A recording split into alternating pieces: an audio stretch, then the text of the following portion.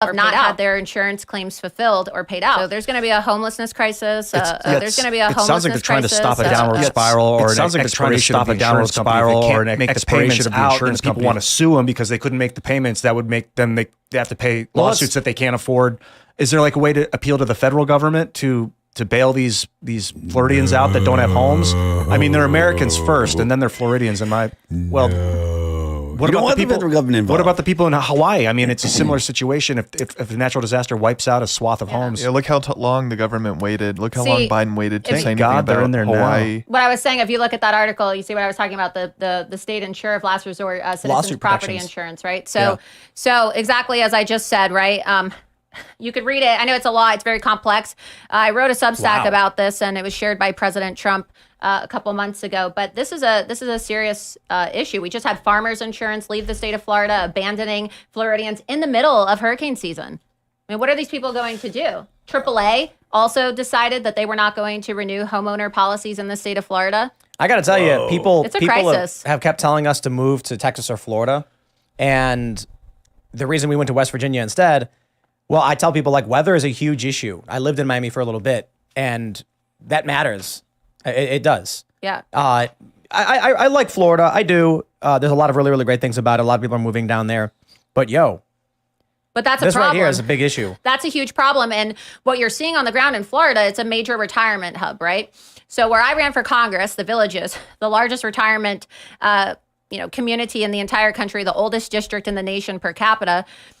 These are people on fixed incomes, okay? These are senior citizens on Social Security.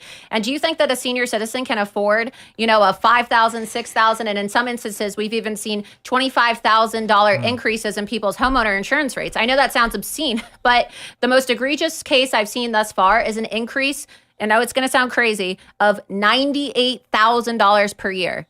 An additional $98,000 per year on insurance. That is what's happening as a result of this insurance crisis in the state of Florida. So while all these rich, people from the East Coast are moving to Florida, all these seniors are basically having to move out of Florida because they can't afford it anymore. Let's jump to this next story, which is in line. It's from Florida Politics. New national GOP 2024 poll shows Ron DeSantis in third place, behind, obviously, Vivek Ramaswamy. In the prediction market right now, let me see if I can, there we go. This is crazy. When I saw this, we were talking about it before, that even when they're tied, Vivek is below Ron DeSantis. And it could be because D becomes before R in alphabetical order, whatever. But as of right now, this one blew my mind. Vivek Ramaswamy and the prediction market for Predict It is in second place, 3 points above Ron DeSantis. Now, I'll make a few things clear in this. Prediction markets are not polls. It's the sentiment of people. Who do they think is going to win? They are basically betting money in real time, like stocks, on who they think is going to improve. Ron DeSantis going down means people think they will lose money by holding shares in his prediction in his prediction contract. And people are buying Vivek at 17 cents because they believe it will actually increase. These are not polls. We had, with Bill Mitchell was discussing this with us earlier in the Culture War podcast.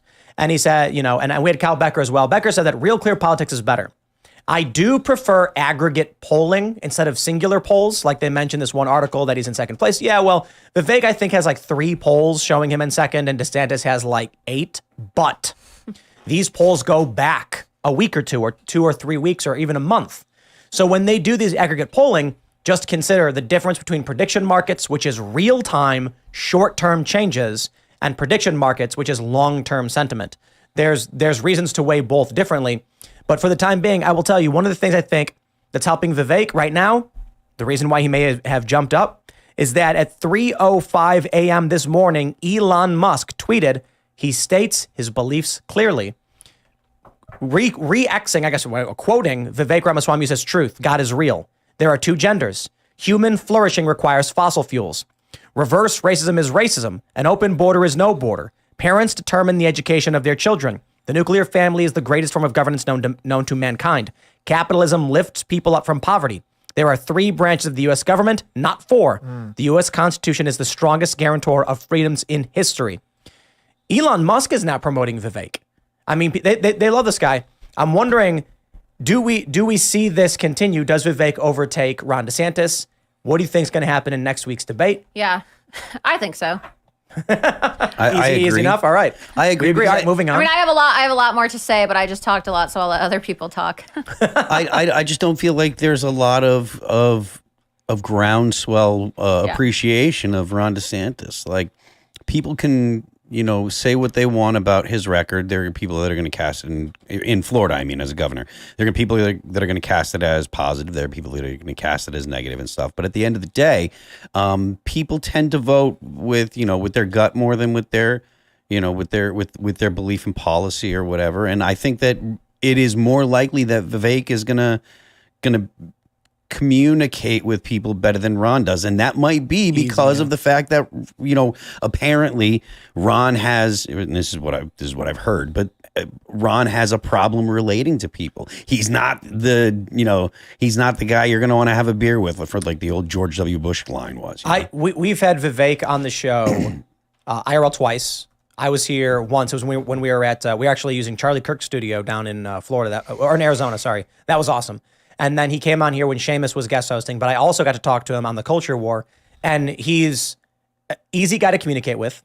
He will answer the question you ask him, even if it's very, very difficult. He is quick-witted and smart. He handles it very, very well. And he's really good with liberals because he could handle me. Right. Like I changed the subject on him, asking about Mars colonization. He was all about it. He's got an answer. So let's go back to the Aleppo moment, the very terrible. Oh my God, I wanted to kill myself when that happened. Because that was like my peak, libertarian guy. I'm like, Gary, now's our time, man. The Johnson. libertarians, Gary's got it. Here we go. And I'm watching Morning Joe and I'm just like, my heart sank. And I'm like, I can't believe this. For those is that are happening. not familiar, this is Gary Johnson, right? Yes. Yeah. He's doing an interview and he's asked, how would he deal with Aleppo? And he goes, and what is Aleppo? Yeah. Yeah. Aleppo is a city in Syria that was just flattened. During the Civil War, like at the height of the time. And it ruined his campaign. Absolutely. They were talking about rocket. They were talking about like the end days. And that was like being spoken about on the news. And he had no clue. So let's go through this. I told people, like my view is, if Donald Trump was asked a question about insert random topic, if he's sitting down and the interviewer said, I want to get your thoughts on Roberto the Rooster. Trump, having no idea what the hell he's talking about, would go, no, look, I know a lot of people want to talk about Roberto, but we got to focus on jobs in this country. We've got a border that's... He would adapt and pivot. Yeah. Vivek, smart enough to do the same thing. Ron would do some facsimile of, I don't see him being quick-witted enough to deal with these difficult situations. Another thing that's going to happen that you're going to see is that, Vivek Ramaswamy has written books about woke culture, and he's going to... Ron DeSantis is going to find out very quickly that just talking about woke and talking about Disney and talking about COVID and pretending to be against childhood transitions isn't going to be enough to get him through this debate. Ron DeSantis has an issue, as you just said, communicating with people and relating to people, and he doesn't really have that likability factor. You see that he's very awkward in person, and this is because he's on the spectrum. Politico, you could pull up the article if you want, actually wrote an article about how Ron DeSantis might be autistic, and there are lawmakers in the Florida legislature who have talked about how he has Asperger's. I know people who have worked with Ron DeSantis in the past, former staffers, who have said that he has Asperger's. I'm not saying that there's anything wrong with people who have Asperger's, but obviously one of the issues that comes with, being on the spectrum or having some form of autism is that sometimes you lack social skills, right? That's one of the main characteristics about it. And so Ron DeSantis, right, you'll see him in these situations where people will come up to him and say, there was one that I'll never forget where he was, I believe, in Iowa, and somebody goes, oh, I just drove 8 hours to come see you. And Ron DeSantis goes, oh, great. And he walks away. Like, he didn't even ask the guy, like, if you want a photo or how you doing. So Vivek Ramaswamy has written books about woke, and Ron's not going to be able to get away with just saying, oh, we're gonna combat wokeism. Well, how is Ron going to combat wokeism when one of his top lobbyists is a guy named Slater Bayless, who's a lobbyist for Bud Light? How is he going to combat childhood transitioning when another one of his top lobbyists is a guy named Mark Lampkin, who represents a company called AbbVie, a pharmaceutical company called AbbVie that is the manufacturer of a drug called Loomer, which is a drug used to chemically castrate children. You understand? Like, he needs to be called called out for this hypocrisy. What you're talking about with Vivek about and DeSantis about woke is a great point, because Vivek really understands the philosophy behind that's going on at the left now. I don't know exactly how deep Ron's understanding is. I don't feel like Ron really, understands the philosophies behind it, whereas I do feel like Vivek understands. Exactly. He understands. He knows who Mark Hughes is. He knows the leftists that are writing the philosophies and writing the academic papers that are having significant effects on the culture today. He's aware of the actual problems in the philosophy. A lot of people are going to say, oh, we're talking about Vivek and Ron. It's like, well, yes, these are the guys fighting behind Trump for the next position. So I think it's warranted. I don't care to say if Ron's on the spectrum or whatever. That seems I don't know, whatever. It's tough to measure. No, but who cares, right? We can just say it simply. No, but Ron is bad with people. Yeah, I'm not trying to be derogatory. I'm just saying that it would explain why he has such a hard time communicating with people. And you'll see the Never Back Down pack, and you'll see his campaign say, oh, well, we raised $150 million, which, it's not really true, right? That's another lie. But all the money in the world, as I said, this money isn't going to be enough to buy Ron DeSantis the personality transplant that he so desperately needs. I saw the video of him serving eggs to people, and he wasn't looking at them. And they didn't even know who the hell he was in Iowa. And then you have Bill Mitchell on this morning being like, oh, yeah, Bob Vanderplaats is a kingmaker in Iowa, and Ron DeSantis is going to win. I mean, the guy's literally putting toothpicks and eggs as Donald Trump flies his plane over and cucks him in real time. Donald Trump, there is no question, is so good. Super good with people. You want a fist bump, too. Just fist bump. Air fist bump. Because you didn't see it. Air fist bump. Yeah, that's what I was laughing. Big fist bump. Go Trump. So Trump walks into a room and he commands this entertaining presence. Yeah. I went to the White House for the social media summit, and I didn't know what to expect. And Trump was basically doing stand-up for an hour, and we were all laughing. He was just nailing it. Ron is the opposite of that. Vivek, nowhere near as good as Trump's commanding presence, but at the very least, he can hold his own in a conversation with quick wit. I guess the question is, though, where does Vivek go? He's not going to beat Trump. He's not going to be president. What is he doing? Where does he end up? A cabinet position, perhaps. I thought so. I think he wants a cabinet position. I think it's obvious that Vivek is not going to be president, but I do appreciate the fact that he actually is running the campaign that Ron DeSantis, if he wanted to run for president, should have been running, right? Yep. Vivek Ramaswamy was the only other candidate for president that showed up to the rally I organized in front of the Miami courthouse when President Trump was arraigned. He had a press conference, and that was a really big act of courage, because think about it. Those are all Trump supporters there. He didn't know if he was going to get booed or he was going to get chased away, but actually the Trump supporters there embraced him and went up to him and thanked him, because he passed out, a press statement saying that if he were to get elected as president, the first thing he would do is pardon President Trump.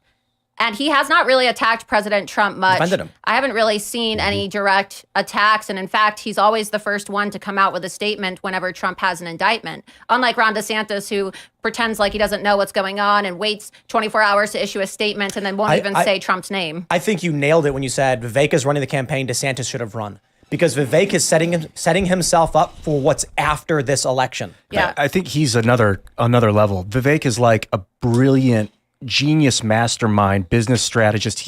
I think Trump sees a lot of himself in Vivek, which is why he respects him so much from when he was a young entrepreneur. But Vivek is like top level, 0.0001% genius human. So, whether or not he's not as famous as Trump. So that's why I personally feel like Trump's name recognition is going to get him 50 million votes. Well, also, Ron DeSantis is like a prostitute. He's like a cheap hooker. He's on his knees. He's on his knees begging all these billionaire Wall Street hedge fund guys like Ken Griffin and other billionaires like Doug Leone of Sequoia to donate to his campaign, because he's not a billionaire. He's not wealthy.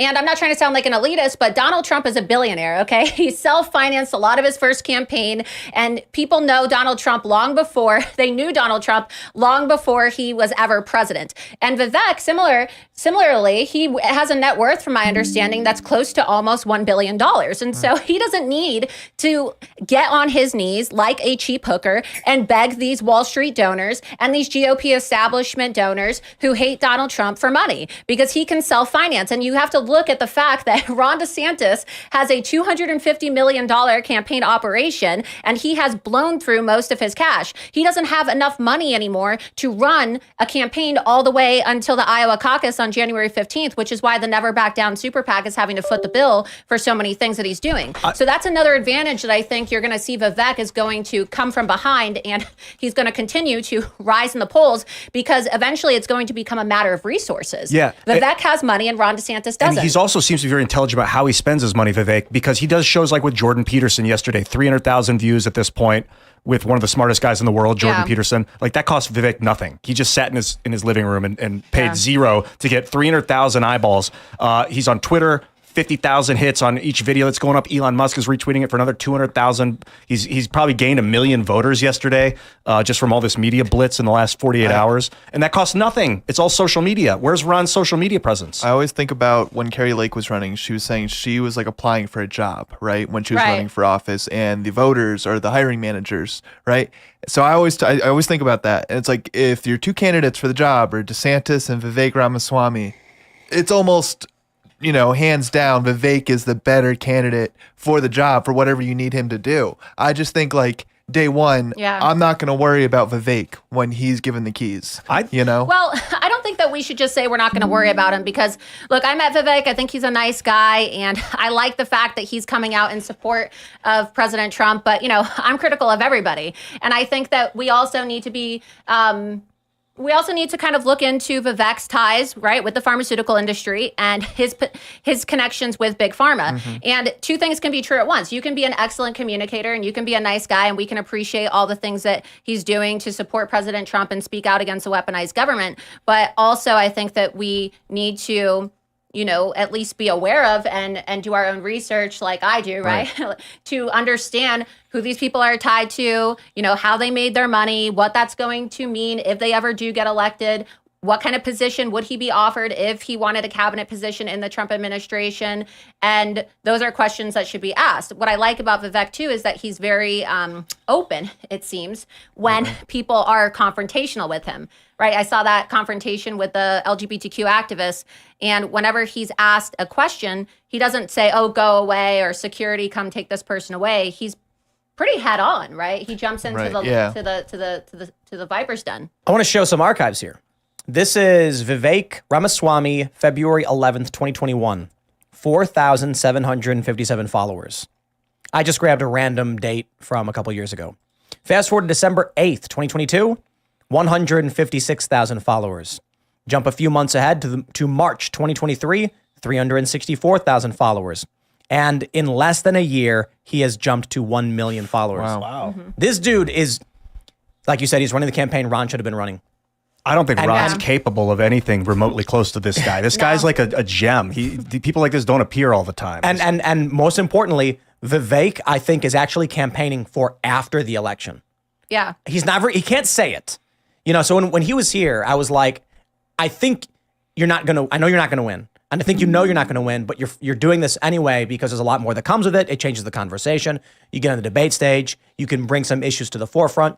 And he's like, look, I'm running to win. Yeah. But he's a smart guy. He knows what comes next is after this election. So if Trump, and this is an if, and I don't want to go too far down this rabbit hole, if he gets taken off a ballot somehow, a ballot in any state, that was kind of the topic from today's show a little bit. Yeah. And that would basically, if he can't get 270, he can't win. Who do you think Vivek stands a chance against the Democratic Party? Hold on. If they take Trump off the ballot, 2024 is going to be wild. Let's talk about what happens in 2024. If Trump is removed from any state, they'll try to make that state award its electors to the Democrat. Maybe they'll try and I doubt this, but award it to someone, I don't know, libertarian or something. As like, well, we're not going to give it to the Democrat because we're being fair. But you need to get 270. If you don't, it goes to the House of Representatives. They cannot let that happen. I have no idea what's going to happen. The speculation is they'll take Trump's name off the ballot in Michigan or Pennsylvania or Georgia. I think Georgia is the key target. Yeah, they're trying to use the 14th Amendment to get him on charges of, sedition, of course, so that they can use the 14th Amendment to try to remove him from certain states. That's why they want this to be a very, very fast trial, because they want to knock Trump out before the primaries conclude. That's why I was saying when Trump came out and said everybody should drop out of the race, he's got a point. If they all dropped out right now, the Democrats' hands are tied. If they remove his name from the ballot pre-primary, They say, look, we didn't get rid of the Republicans. You have a choice. You just can't vote for the criminal. If everyone drops out and right now Trump is confirmed the nominee, the removal of Donald Trump would be them saying the Republican Party has been excised from the vote. And then that's a shock to the system. I'm not saying I know what happens after that, but frogs boiling in a pot is a bad scenario. People being shocked to the point of waking up is preferable. The only way they can pull this off if the primaries are not concluded and there was someone else that if Trump were to be removed, people would vote for. What do you think about like a Vivek RFK ticket? No. You don't like RFK. I'm like, look, man, RFK is better than a lot of the options. Yes. You know what I mean? And it's kind of like, I think a Trump Ramaswamy ticket would be like the best. And I've talked to you about this, or I'm not into Trump. I mean, I got issues with them. You know, calling Rosie a fat pig, I feel like he alienated half the world. And like, I need a uniter. I need someone that's going to like help us move forward. I think unity is cliche. You know, I think that there's really no such thing as unity. And I think it's like a very kumbaya concept. And I don't think that we really need to be focused on unity in this country. Laura's right. We are in a political revolution right now. And the party that's in control is literally trying to put conservatives and Trump supporters in jail so that they can die in prison simply because of the person they support or the fact that they believe that the election was stolen. There's no room to play nice. There's no more talk about civility, no more talk about unity. We're in a war to save our country. And this is the problem, right? This is why we're in the mess today, is because so many people, and this is no disrespect to you, but so many people in this country are focused on civility and decorum and, you know, let's go along to get along. I'm sick of it. So many people on the right are like that. Yeah, that's what I'm saying. The leftists are burning down cities. Well, the right is like that, and that's why the Republicans lose. The country is called the United States. It's united. We have unity, and that's the reason we function as 50 states. Without it, it'd be a civil war. So we need to unify. But we're in the civil war right now. We don't have unity. I think it's an illusion. And let me address that from the left. I don't think anyone can win on that platform. Let me address that from the left. One of the issues with the Declaration of Independence was that there were, I think it was South Carolina and Georgia would not sign on unless they removed Thomas Jefferson's criticisms of slavery. Yep. So unity doesn't always mean the best things. Yeah. I can understand the argument among the founding fathers. They were like, okay, well, we have no choice. I do believe that Quebec was a colony of the crown, and they did not want to join up. So they were like, we desperately need other colonies to agree with us. Thus, let's just ignore the slavery thing for now. And I'm kind of like, wow, that sucked. But I get the argument. You know, I'm not going to sit here and criticize the founding fathers for winning the Revolutionary War. Just to consider, sometimes this idea of unity means unifying with people who are very, very bad and doing very bad Hitler things. tried to unify Europe. I mean, it was not the best form of unification. So right now, the challenge I see in this country is he didn't try to. Extermination is not unification. Seizing Paris was a step forward towards unification. No. Hold on. You could make the argument that Hitler was doing horrifying, awful things. He was conquering it to unify it. Like the simple academic term is unification of Europe is what people refer to. And no one's ever saying like that's not an argument to make. It's in agreement with Tim. Unification is not always good. I was not aware that they called it unification. I was not aware that the extermination of Jews and gypsies and stuff. But what he was unification. Fair enough. What Hitler was doing, invading other countries and stealing territory, trying to invade Russia, was conquer and dominate under one umbrella to control everything. And yes, he was a psychotic eugenicist, anti-Semite, racist, and all of those awful things. But in a simple sense, I think they call it European unification or whatever. Yeah, I think it's fair to say that like conquering, but outside of that, my point is this. Right now in the United States, we have states that allow for the kidnapping of children to be castrated, and they are legally protected. You have states like California that are sanctuary states that are completely violating the Constitution. So I'm sorry to say, as much as I can understand there is power in unity, right now what you have is not unity. You have someone pinning you to the ground and beating you in the face. But I'm a bit of a utilitarian. If California were excised, the Communist Chinese Party would land destroyers. We don't want to remove California. We want to conquer it. Then they'd appeal to the Chinese for help, for for battleships, submarines, nuclear submarines. Like you don't. If we split up, we lose. And I don't think we should split up. I think the federal government needs to be purged of the corruption. I agree. And Vivek talks fervently about it. Absolutely. But does Donald? He mentions that he's gonna, but he never lays out a plan. I've never seen a plan. Look, I will combine two statements from the day. Bill Mitchell saying that Trump is the big guy and DeSantis is the guy who executes the vision. Well, I think that ship has sailed. But Vivek is running the campaign DeSantis should have run. So let Trump be the big guy who oversees the thing, and then let Vivek be the surgeon who goes in and executes. Yeah, and Ron DeSantis doesn't execute visions. The only thing that Ron DeSantis has executed is his campaign for president. Okay, that should be a T-shirt. I'm sorry, man. Yeah, he's too slow. He's just not adaptable. He's not. And also, it's a facade. He's a Manchurian candidate, and I'm just so sick and tired as a Floridian, as somebody who's actually, impacted by these negative policies as a result of him allowing for Florida to literally be invaded. He has allowed our state to be invaded at the expense of people who are already living there, and he doesn't care. He doesn't care. I'm going to own this one. I feel personally slighted to the point where I'm sick of the DeSantis campaign. Yeah, I'm sick of these people. When I brought this up to Bill Mitchell, and he was a very nice guy. After we wrapped the show, we were all hanging out having sushi. We played poker. He got a full house. It was good fun. Even, Lauren and him got along and were cordial and everything was great. But in this debate, I said, I'm wondering why it is that I'm not this crazy diehard Trumper. I'm not tweeting insults at people. I'm not attacking anybody. But when I have even the lightest criticism of Ron DeSantis, that's not even overt criticism, his actual campaign staff and the staff of his governor's office insult me and attack me. And the immediate response was, oh, yeah, but, Alex Brusewitz did this and Laura Loomer did this. And I'm like, okay, stop. I'm not them. I don't care. I'm asking you why it is that there's people like me or Mike Cernovich and several others who have said that the DeSantis surrogates and campaign staff have been vicious towards people who should be allies. He didn't have an answer. And he said, oh, please, I can't believe I'm hearing this, blah, blah, blah. I'm like, okay, fine. There's no answer. And this is all that we deserve for the people that were for a long time being like, a year ago, me praising DeSantis, right. And now I'm just being attacked relentlessly. I'm sorry. I will own it. I am personally insulted, personally slighted, and I am just sick of their campaign and the campaign staff. Yeah. So you know what? Screw it. DeSantis is done. He's he already fell to number 3 in the predicted. That's because he's going to be number 3 at the end. Vivek's on an upward trend. Yep. So it is Trump and Vivek is who we should be talking about. And Vivek is smart enough to know he's not going to defeat Goliath here. Well, but this is what's so bad about Ron DeSantis. You just said it. Everybody knows it. He's done.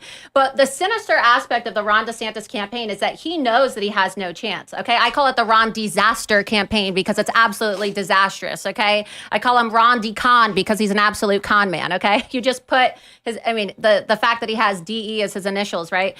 You could just, call him whatever you want. But the fact is that Ron DeSantis is only existing in this presidential race for the sake of soaking up valuable GOP donor resources that could otherwise be used for election integrity efforts or for litigation to combat a weaponized government. And when you look at all these candidates, when you combine all the resources collectively at the end of this stupid primary, when everybody should just drop the hell out and endorse Donald Trump and rally behind him for the sake of our country and getting getting revenge rather and retribution against these goddamn communists, okay? It's going to be about $1 billion to $1.5 billion. Yeah. And that's a lot of money. That's a lot of money. I'm looking forward to it because our ad revenue is going to skyrocket. But they're taking that money, and it's essentially going to guarantee Biden another 4 years if they don't drop out and get behind Donald Trump. That's what this is about. They know they can't win. Let me ask you a question, hypothetical. I was thinking this in my head. I don't know any realistic scenario where Trump is forcefully removed that makes someone feel good about voting for someone else. Like if you're a Trump supporter and they lock Trump up, you're like, no way, I'm behind Trump. So there's got to be some kind of scenario for me to ask this question. So I'll go with an absurd scenario for the sake of argument. Let's say that there is a super, let's just say an evil globalist plants the Genesis device in the base of New York City, and the only one who can stop it is Trump. And Trump runs in, and they're like, no, Trump, if you go in there, you'll be transported to another dimension, and you'll be completely wiped from existence. And he's like, it's the only thing that I can do to save all the people of the world. And then he disrupts the device, and he's gone. Trump just sacrificed it. He's gone. There's no more Trump. He's not forced out. There's no possible scenario to vote for him. would you vote for Vivek Ramaswamy? The only person that I'm voting for is President Donald Trump. But that's why I asked it in the most absurd way possible. Trump sacrifices himself to save humanity, and now he's gone forever. And humanity is going to crumble because the only way that we're going to she's not entertaining your games, Pool. She's not putting up with your games. You see how I carefully crafted the question? I don't like hypotheticals. I'm not really into all this like copium bullshit that the Republican Party is trying to force feed voters, right? I'm a realist. Some people say that I'm negative, right? Some people say that I speak too badly about Republicans. Well, guess what? I like to call myself an equal opportunity hater, okay? Because I hate the Republican Party and I hate the Democrat Party. I hate all political parties, actually. And that's why I like Donald Trump, right? Because he's a disruptor. He's the sledgehammer to the uniparty that has awakened and has provided a voice to the forgotten man and forgotten woman of this country who have been completely screwed over by both political parties. And that is the reason why, okay, Donald Trump is being attacked by the left and the right. The people that are doing the most damage right now to Donald Trump aren't these prosecutors and these radical judges. It's the Republicans in office, elected Republicans that are staying silent. I mean, where's Kevin McCarthy, right? Our Congress is on vacation right now when they should actually be in Washington, D.C., fighting against the weaponized government and taking a stand because the heist of the 2024 election is taking place before our eyes right now, and Republicans are, I'd like to say, asleep at the wheel, but they're participating. More than just the election. Let's shift. I want to shift. I do want to talk about Trump's sledgehammer strategy because I feel like if we're all on a ship together, the United States, and the commander's like, I'm going to destroy this corruption in our system and just start breaking the ship apart, we all drown and die. Like, but that's what vision does he offer other than I'm going to end all the bad stuff? Like, tell me what you want to create. So you say we're on a ship and he's taking a sledgehammer to it. Let me give you a better analogy. We're on a ship and there's a bunch of little golems running around ripping the cables out of the wall. And he's like, I'm going to put an end to this. And he gets a little net and starts catching all the little goblins in a net. And then he's chucking them into a safe little boat where they'll be. That's what he told me he was going to do in 2016. He said he was going to get rid of the swamp and he didn't. And now then he tried negotiating with the little goblins. And now he's going to destroy it. I'm sorry. I need a creationist. Right. Let me try again. In 2016, Trump said, we're going to get all the little gremlins off the boat and stop them from pulling out all the little golems. And then... But before we do, let me bring some more golems on board. And then he said, maybe the most effective way to deal with them is to fire some of them, bring some of them in, and convince them to stop doing this. And then they all jumped on his back and started slashing at him. He's like, it's not working. Then they kicked him off, and he's like, okay, I got to come back, and I just got to catch all these little golems and throw them out of here. Sometimes you need to have ultimate destruction in order to have a rebirth of something great, right? From, what do they say? It's from the ashes, the phoenix will rise, okay? Sometimes you need to have ultimate destruction and take a sledgehammer and burn a system to the ground if you want to create something better that's more hopeful, that isn't completely corrupted by this uniparty system. And so that's what I'm talking about, right? About burning the system down and taking a sledgehammer to it. I think that it's so corrupt, okay, and it's been so taken over, and it's been so infiltrated by this cancerous rot, okay, that it just needs to be completely taken down and destroyed and rebuilt from the ground. That's like nuclear war talk. No. Ultimate destruction is not the words. I got a better one for you, Ian. Have you ever seen when they take a dirty coin and they dip it in, what do they do? It's like Coca-Cola? No, an electrolysis, like water with electrical current.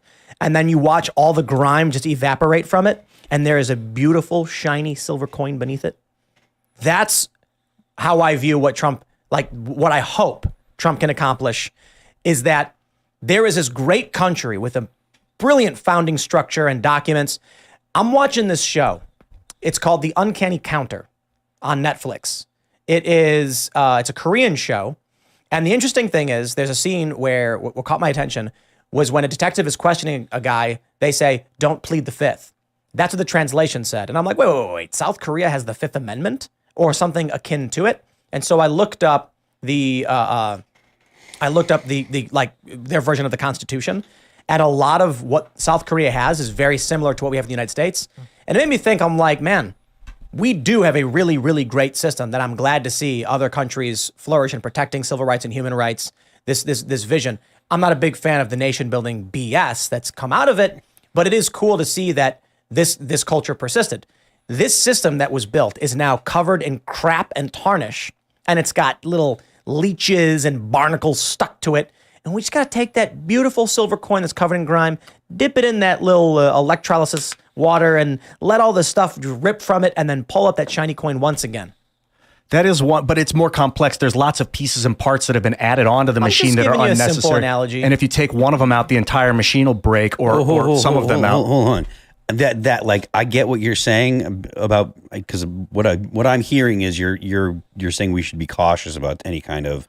We have a process to how to change the government. I don't want to see. This is the process. We don't have a process. No, hold on. I got to address repealments that. of the Constitution. Donald Trump We don't have a tried. process. We don't have a Donald process. Trump tried to use a redress of grievances, the legal process in the Constitution, having lawyers go out and ask, what is the legal process by which we deal with this?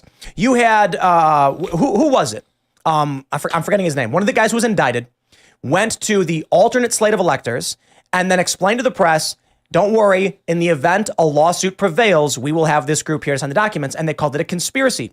One of the quote-unquote acts of conspiracy is that Donald Trump reached out to Brian Kemp and said, look, we want to, I forgot exactly what he said, something about finding the fraud through whatever legal means. And they said that was an illegal conspiracy. Yeah. So the point is, if there is a process by which to do this, Donald Trump was working that process. Okay, sorry, Phil. So I interrupted you, Phil. Yeah, but thank you. No, it's fine. It's just that I lost what I was saying. So Okay. But this is my point.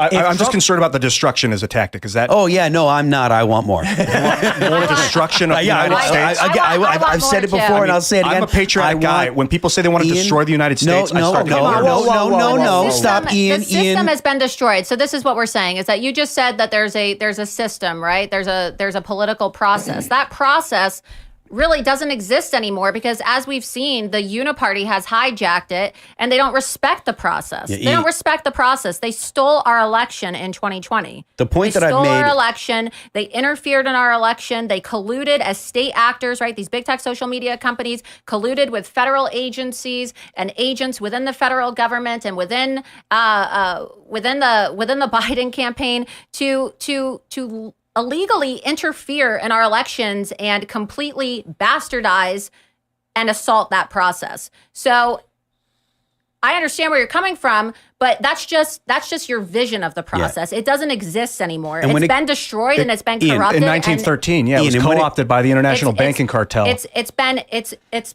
hijacked. And the only way that we're going to get any type of process back is if we burn the system to the ground. And listen, Ian, the point that I'm making that is not burning the system to the ground. I want to. I've talked about this multiple times on the podcast here. I want to take apart the bureaucracy, and that is going to mean taking apart the government because the government is made of multiple different bureaucracies. So I do want to take apart the government. I want to get rid of HUD. I want to get rid of the DOT. I want to get rid of a lot of cabinet level bureaucracies. That means firing a lot of people, putting people out of work. Like, and I'm fully aware of what that means. Like, there are too many, and I feel like I'm saying this the second time in a row, but like, there are too many people that talk about, I want to make cuts or I want to, reform or whatever, and it never happens. And every year the budget gets bigger, and every year we go further into debt. Every year they print more money. I want cuts. Let's just deep cuts. Let's just cross our fingers for Trump Ramaswamy 2024. I mean, it would be great. Because Ramaswamy can go out and do the advocacy work in areas that Trump may be weak on. I've heard from a lot of people, and this is earlier, this is not today, but several months ago, run-of-the-mill regular old people, when I'm out hanging out in DC or whatever, liberal people saying they don't like Trump, but man, they cannot vote for Joe Biden. And then I say, what if the VP is DeSantis? And they're like, well, he could actually, be a stabilizing force. Okay, that might work. I don't know if people feel that way today. I actually think Ramaswamy is the right choice for VP if Ramaswamy would be willing to do it, because he's clearly shown that he's very, very good at communicating with people from this professional perspective, standpoint, where Trump is this loud, boisterous entertainment style character. I think Ramaswamy could pick up and fill up. Ramaswamy likes the camera too. I mean, let's not. No, I'm not saying he doesn't. Donald Trump has a loud presence, but Ramaswamy is not exactly a wallflower. I'm not saying he's a wallflower. He loves the spotlight. Saying Ramaswamy's persona is the suit wearing. Well, let me answer that question for you. And Trump is the listen here, tough guy. I'm going to tell you. And so Trump has that loud, powerful presence. And for the people that don't like that, Ramaswamy comes in the suit with the tie and says, don't worry, I'll take care of this. Let me translate. I'm the kind of guy, man, where if something burns me, I'm not going to touch it again. And Trump failed in 2016. That whole 4 terms of drain the swamp and the COVID lockdown that he set in motion with giving Fauci all that power, like, I don't want to touch that again. If I don't see an alternative candidate. Vivek Ramaswamy. Oh, for sure. And, I would love to see him win. I just don't think that is possible. I don't know. I like it's a year left. I mean, who knows what can happen? Or it's over a year, still a year and change now. I kind of still just want Trump to complete his arc. Personally, I don't care. I just want whoever is gonna go in and injure the federal government. Whoever's gonna go in there and cut. Ramaswamy was saying that he's gonna cut 75%, or he intends to cut 75% of the federal government by the end of his first term. That sounds absolutely dreamy. Okay, that sounds like really, really, really compelling stuff to me. So again, whoever's going to cut the most government, whoever's going to make the government the smallest out of all of them, that's who I'm going for. Let's do I want to do a very hard segue because we talked a lot about politics, and let's just get in some cultural issues. Ladies and gentlemen, I have bad news from TMZ. Kid Rock enjoys a Bud Light. Oh, pussy. So apparently Kid Rock was spotted at an event at the Sky Deck in Nashville Thursday night at Colt Ford's show drinking Bud Light. So a lot of people are saying it's probably the only beer they had or whatever, but I don't know. I guess the point of the story is this is a guy who opened fire on Bud Light, said F you, who now I guess doesn't care all that much and is back on, drinking it. I mean, look, I haven't had a drink in many, many, many, many years now, like 5-6 years or whatever. So I'm not the one to talk smack, but after all of the stuff, right, you go out of the way to make a video and stuff, you'd think that he'd have the wits about him to drink whiskey that night. It's not like it's not like Bud Light's the only option. I mean, maybe it was okay, fine, but dude, you could go a day without drinking to not get this photo. I just think that there's too much attention put on this stuff. I don't drink, so I don't really care either way. Because I'm not drinking beer regardless. But people get so worked up about this, and I don't know. I just find these stories to be a little silly at times because okay, yeah, Dylan Mulvaney was put on a Bud Light can, and yeah, it's not exactly tasteful that Bud Light had an entire marketing campaign that was trying to force transgenderism on the public, but the obsessiveness, right, of the right on this issue, it's just I just feel like these are distractions, and there's a lot more important issues in our country. I understand you can boycott them, but the media, right? They'll fixate on it. They'll talk about it, but they're not talking about other things that matter. There's so many stories that go unreported every single day because, especially the right, they have this obsessive nature and this obsessive quality in latching onto things, and it's like, okay, we get it. Okay, it's kind of tired now. We can move on to other things that are more important. We can move on to other things that are also more important. I think this is the most important thing. Mm-hmm. As I've mentioned now, 50 billion times ad nauseum to our audience, laws are only enforced if a culture supports it. So the reason why police refuse to enforce the law against these adult sex shows that they're inviting children to is because television, Walmart, Amazon, and all their libraries and all the small businesses are putting up the flag saying, this is what we want. So the cops are like, I know it's illegal, but we're not going to get involved because we'll be shunned and ostracized. I understand where you're coming from, but there's just so much bullshit that's fed to people around these topics. For example, right? And this is what I'm talking about with them wasting everybody's time. Everybody gets in a hissy fit about Bud Light, and they say, okay, we're gonna boycott.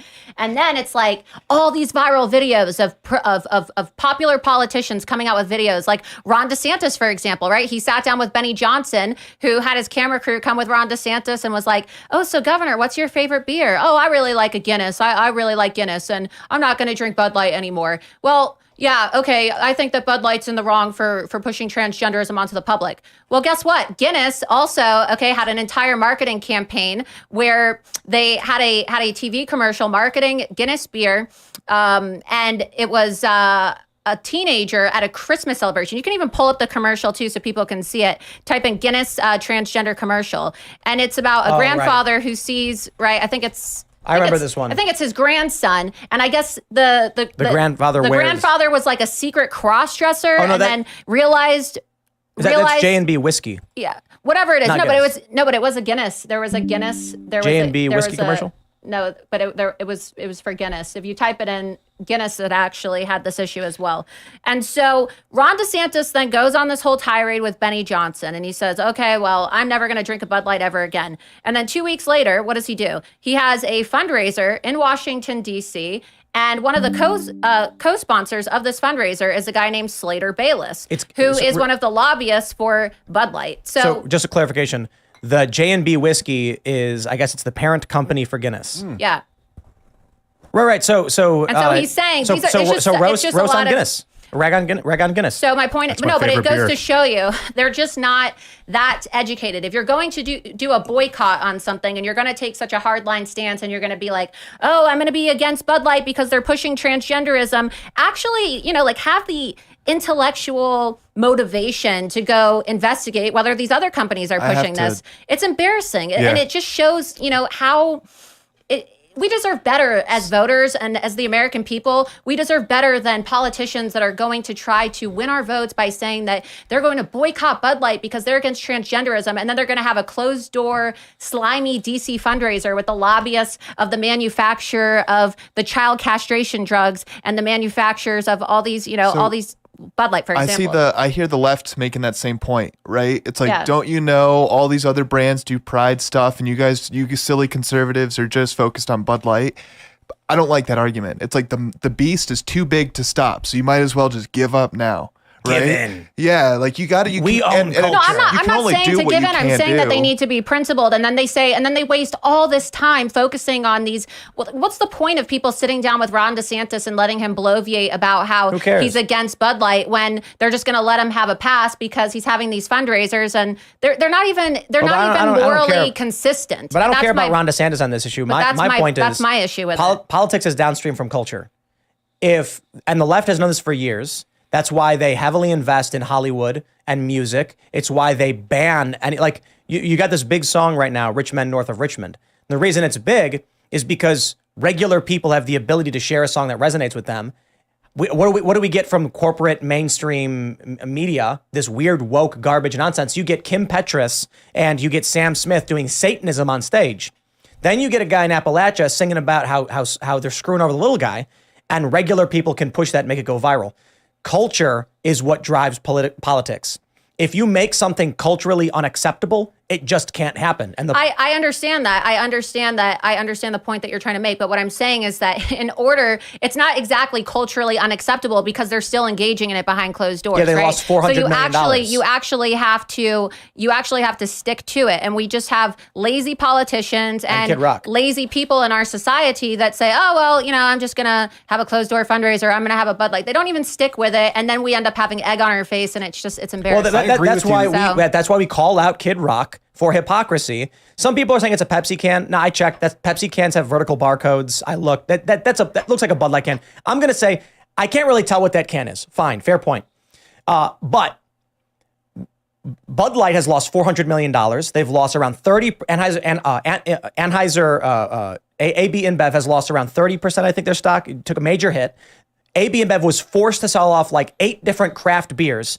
They have been hit so hard by this.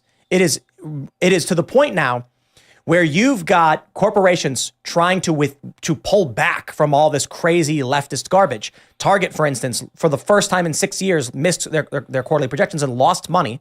You've got Disney now facing a major backlash. Netflix, Disney, and a bunch of these streaming channels lost subscribers, and it's because they keep trying to push this insane woke leftism.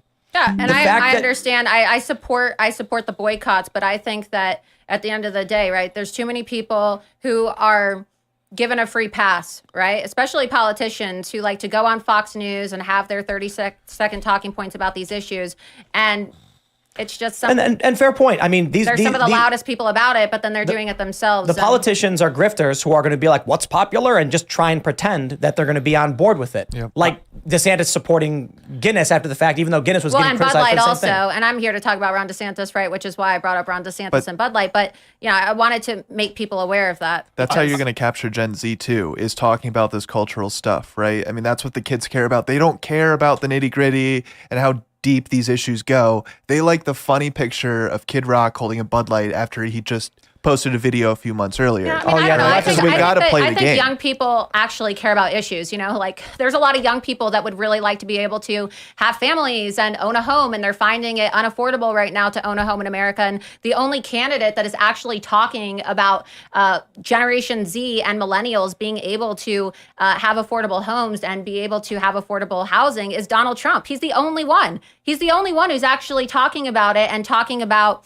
his plan for, what does he call it? Freedom cities, I believe, right? Isn't that what he calls it, Tim? His freedom cities, so that young people in America can also experience the American dream. I don't like this idea that, it's just young people consumed with TikTok and culture. There's a lot of young people that care about the economy, that care about the fact that by 2045, do you know that Generation Z is the last generation in this country that's going to be majority white? We're not going to have a majority white America anymore. So what I'm saying is that we are being. What is the race that the people have to do with? Well, what I'm talking about is that we're being replaced, right? So people have talked about replacement theory, and they've talked about the fact that we've been invaded. We've had an immigration invasion into our country that is changing our culture. So you're saying that politics is downstream from culture, but nobody seems to care about the fact that immigration is fundamentally transforming the traditional culture of our country. Right. And there's young people that care about that. Not all young people are people that are coming to the U.S. that are really conservative. We've lost our culture. Right. So the racial component I don't see as mattering. No, but I'm just using that statistic because that was a news report that came out the other day. There was a study out that said that Generation Z is going to be the last generation in which America, if you look at the census, right now we're currently a majority white country. Yeah. Because of the mass migration and all of the immigration into our country. And so if you're making the argument that politics is downstream from culture, well, what's culture if we're not even going to have race and culture are not the same thing? Well, so I don't care about that statistic. Well, I think that there's. I just know that there's a lot of people in Generation Z that are focused on topics like immigration and the fact that we're being invaded. It is important. Rapid, uncontrolled immigration can distort a country's culture and then twist its laws. So we do have to be careful about that. I agree with you though. I don't think that like where your great grandfather lived matters about your culture. Like does, but no. But different cultures. When I'm saying a majority white, I'm talking about the fact that like America, right from its inception, right. I'm talking about America as a white Christian country. That is originally like what our country was. And so it's not, it's not for people to be, it's not supposed to be interpreted negatively. These are facts, right? These are facts. People get so triggered when you say majority here's white. What I love. I don't even know what white is. Factual information none of us are about white. the transformation of our country. That doesn't matter to me. I don't care if this country is white, black, Asian, Latino, mixed, whatever, so long as the founding fathers' ideals, the visions, the Constitution are upheld. Yeah. And so I can look to any number of the overwhelming majority of these white liberals. This is the funniest thing about that statistic. It's like half of white people in this country are the Marxists and the communists that are causing all the problems, that have the weirdest racial views on everything. Yep. But I would just put it this way. That statistic means so little to me. I would gladly, all of these communist, neo-Marxist, white liberal, left, whatever, if they were like, we're going to go to Venezuela, I'd be like, no, wait, don't. And if all of the Venezuelans who are like, we hate living under communism and we dream for America came instead, I'd be like, oh no, we're not a white majority country anymore. But we have a whole bunch of freedom-loving, libertarian-minded people who love the founding fathers. That is so much better than white communists. Like when people used to come to this country, right? They'd come from all different walks of life, but you'd be united under you were talking about the American dream. That was the culture, right? You work hard and you're going to reap the benefits. Now it's just, we've lost that. So now you have all these cultures kind of clashing. Yeah, I'm just trying to make the point that, a lot of times people think, all the Generation Z cares about is pop culture, when really what we should be focused on when we talk about culture is our culture as a country, right? Right. And there's so much negativity around those terms like nationalism, for example, and we've lost so much pride in our country. The youth of this country has been taught, a lot of them, right? They're being indoctrinated to hate America, to embrace Marxist and communist ideology. And so when we talk about politics being downstream from culture, we need to reclaim our national culture, our national identity. And that's not going to be done by boycotting things like Bud Light. That's going to be done by securing our border and electing people like Donald Trump that are going to put America first. That too. I'm just saying, like, these cultural battles, politics is downstream from culture. Let's not allow Hollywood to come out and say Orange Man bad. Disney ran commercials. This is the weirdest thing. They ran the Disney Channel had anti-Trump commercials. It's like for children. We know what they're doing. They're trying to indoctrinate kids. So the cultural battle is extremely important, making sure the next generation, as you say, they care about this stuff. So I'm not saying like Bud Light is the only thing we should focus on. I'm saying cultural battles in general matter. Yeah. And we want to make sure that, look, man, I was hanging out with family and I was my cousins and their kids, and they were saying, oh, you know, their teenage daughter doesn't care about news and politics. You're not going to get her to care and bother with it. And I was like, oh, I can explain it to her so she'll understand. And then I said, okay, you don't care about news, right? And she's like, no. And I was like, is there it's like president, politics, Congress? She's like, no, I don't care about that stuff. And I said, okay, is there someone in your school you don't like? She's like, yeah. And I was like, imagine if they were put in charge of you and they could make all the rules for you and tell you what to do. And she went, no. And I was like, okay, that's politics. See, in high school, your politics is very small. Once you graduate, now all of a sudden you're like, wait, that guy is making the rules for me? No way. No.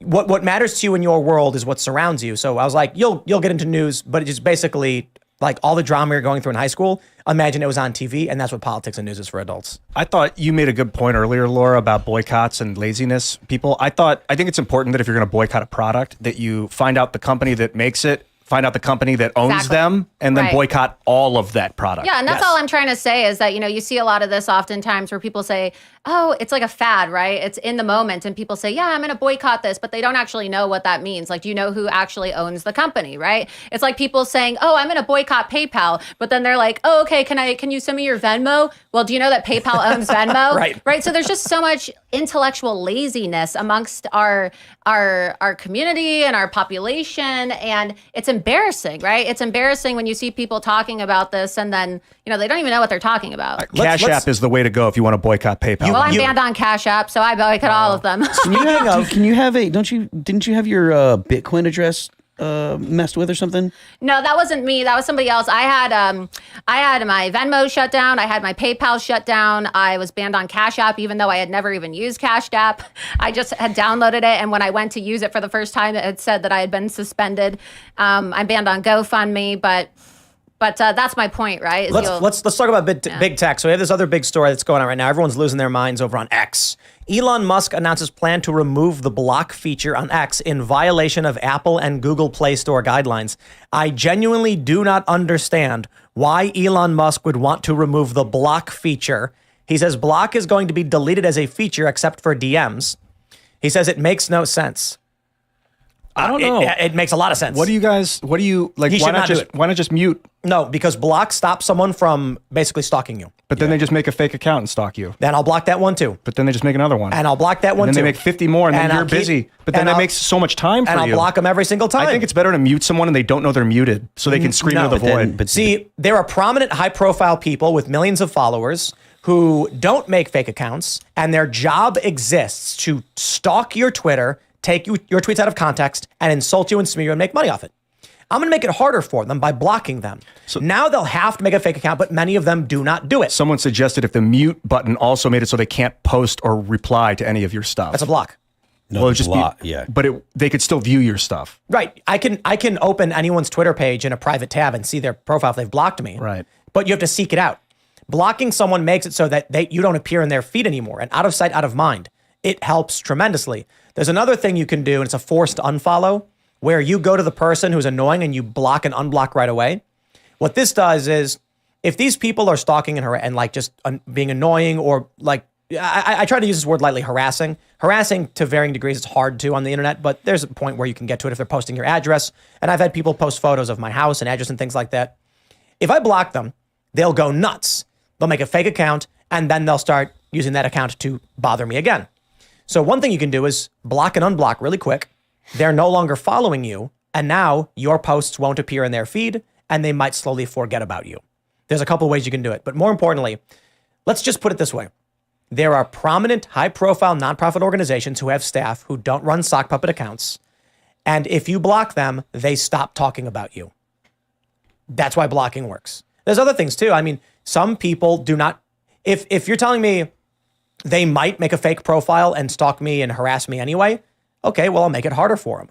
At least give me some options. It's like, don't say, well, they're going to break in your house anyways, just open your windows. It's like, no, I'll lock my windows. Sure, they can smash the window and climb in, but I'll at least make it harder for them. But it's kind of like blocking someone's like making them wear a blindfold so they can't see you. It's like, yeah, but it's not real. It doesn't because, it works. If your goal is to make it so someone can't see your social media, you can't do it. They can always make a new account. And it works. The guys who work at Media Matters don't make fake accounts. That's it. How do you, there's no way to know that. Okay, bro. Yes, there is. And I don't want to start talking about private security stuff beyond this, but you are completely wrong. Blocking matters. It is one of the first things we do in a security assessment when you're dealing with people swatting and doxing and sending bomb threats. The first thing you do is you make it harder for them to interact with you and your content. Yeah, mute. They can't call you. Does not do that. Then they can't. Every time they try and call your number to doc or to call a bomb threat or whatever, it just goes into the void. It never picks up. The point is, you want to be harder for them to see you. That's it.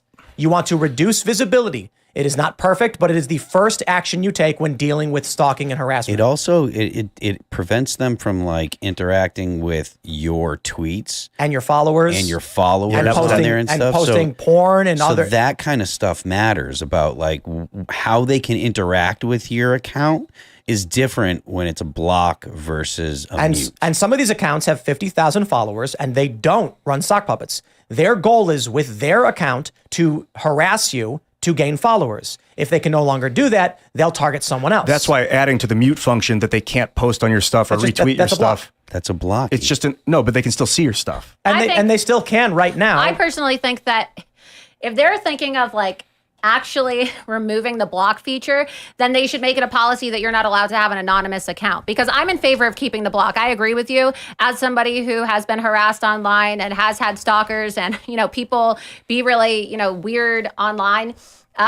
You sometimes have to block them, right? Because people get obsessive. Like there are stalkers that, latch onto you, and sometimes for your own safety, as Tim said, you have to block them because it becomes overbearing. They start posting, they reply to your posts with pictures of your house, with your family members' names. It's also a way, like they can't say, oh, bullying is against our terms of service. You can't have people saying that bullying is not acceptable online, but then also say, okay, you're not allowed to block somebody. You have a right to decide what you don't want to see. I don't personally think that people should be deplatformed. I don't think that we should be banning people, but every single person should have the right to filter what they see. And if they want to block somebody, just like you can block someone on your phone, you should be able to block them on Twitter. You have the right to limit at who has access to you. Yeah, you're not silencing them. You have the right to say I don't want you interacting with me or anything that I am doing. You have that right in reality, like in the physical world. You can leave someone's presence and then you just don't go where they are. And if they show up, you leave, or you might have to call the cops or whatever.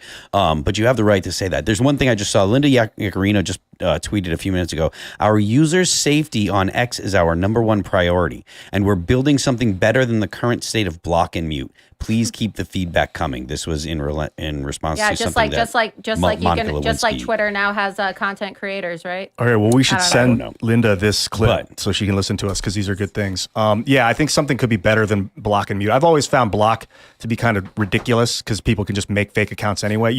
It's like, I can't make you shut your eyes when you're looking at me. That's up to you. So I can ask you to leave. I can close my ears off, but I can't shut your mouth, Phil. Like, I can't do that. So reply guys. There are people on Twitter who are reply guys. They have, there's one guy with 120,000 followers only because he refreshes your page, waits for a new tweet, and then immediately posts something gross or offensive or insulting. If you block them, they can't do that anymore. They won't make a new account because they're trying to build followers on their current account. So blocking works. More importantly, there are people who do this, and they will also post threats, photos of family members, private information. You block them, they can't do it anymore. There's a bunch of reasons why blocking is important. Yeah, we need an amalgamation of the abilities, because when I block someone, I can still see them. I don't want to see those people. I want to mute them. I don't ever want to think about that. When you block someone, Twitter stops showing you everything from them. Not always. That's the fact. Or it'll say, this user has been muted or blocked. I'm like, I know. So don't show me that crap. I don't want to know that they're posting. So if you erase them from my field of view. If you block someone and then someone else quote tweets them and says something, it'll say this tweet is unavailable. And then you can choose to go to the person's profile and view the tweet by clicking view tweet, but they limit what you see, giving you the option. I also have a policy of anyone who blocks me that I see, I block back. Because then they're going to play that game where they don't want you to be able to read what they're saying about you, but they're going to go to your tweets and start doing the same, like doing the inverse. I personally love mute. Something at Minds, we didn't have a mute function in the beginning. I don't know if it has a mute function right now. It's got a block function, but block is like, it's not that I don't want you to know what I'm up to. I just don't want to listen to you. Are you guys familiar? You're familiar with Steam. I know Tim and Ian are. Yeah. Are you guys familiar with Steam? Yep. So it's just it's like a video game software on your computer. I don't know about it. If you're caught cheating, it'll ban your computer. So it doesn't matter if you make a new account. It knows you're logging in from the same piece of hardware, and you will never be able to log into that Hardware game again ban. and play. Yeah, that's my question for you guys.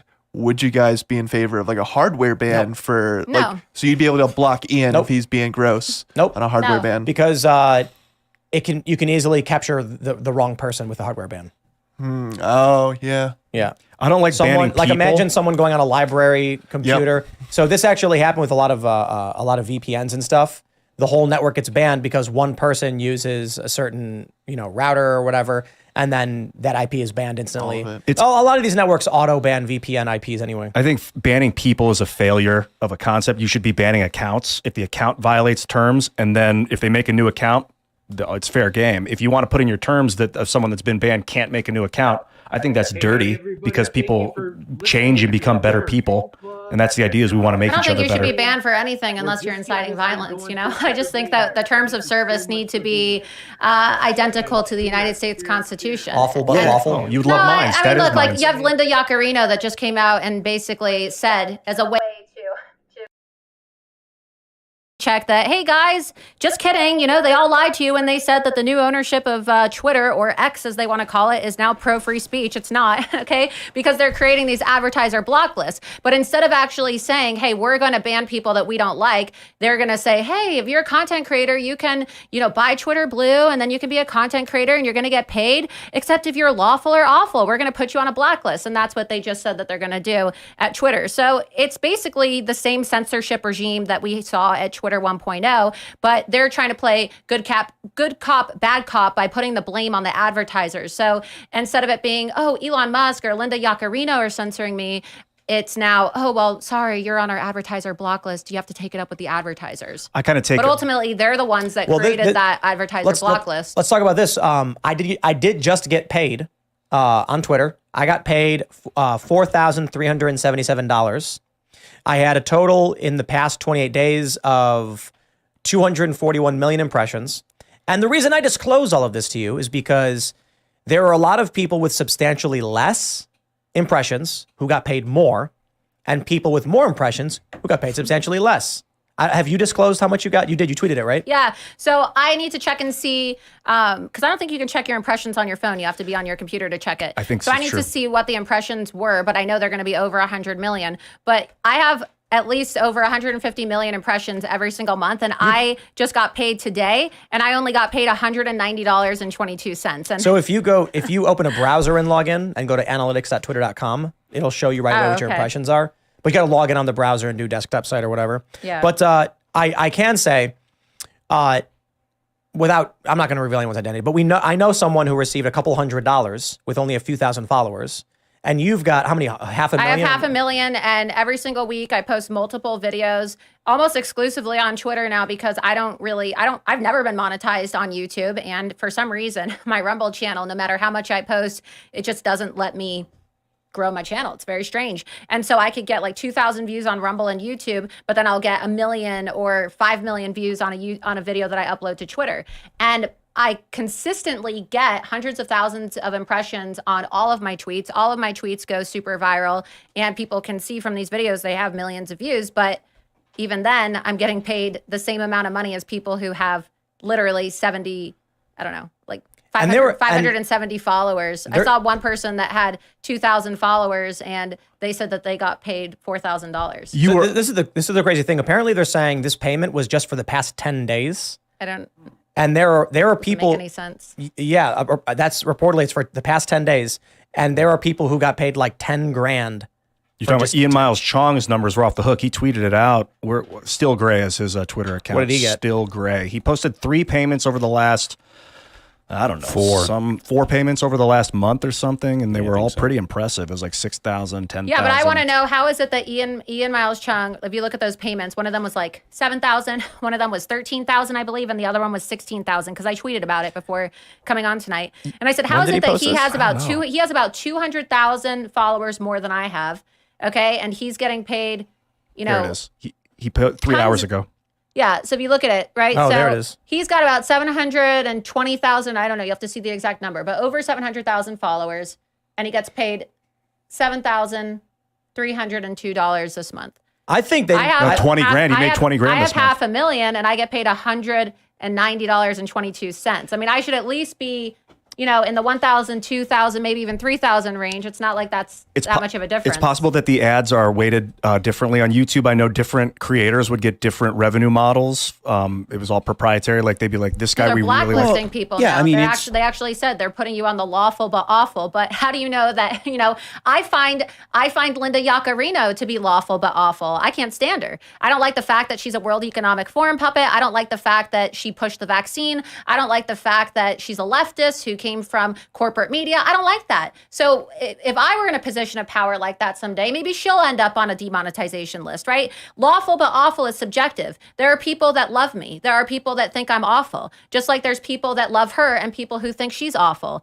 And I think it's really ridiculous that we're allowing one person to decide what is lawful but awful. Yeah. It's discriminatory. I don't think it should be one person. I agree. But there are situations where lawful things should be censored, in my opinion, as a social media admin, because no censorship is chaos. Like you'll have blown open body parts when you open your newsfeed. Child abuse? Yeah, stuff like that.